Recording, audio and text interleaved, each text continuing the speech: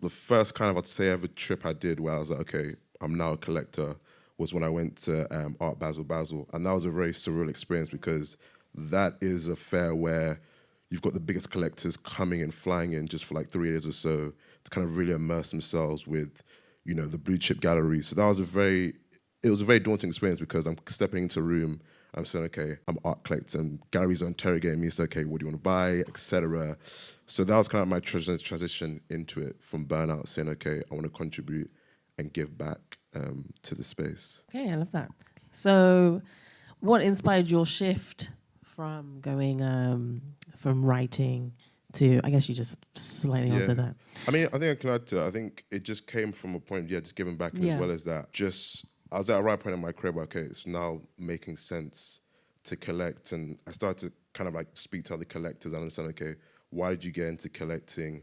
And I think for me, one of the reasons why I want to get into collecting is this idea of legacy, where, especially with the work that I collect, it's very much artists of color.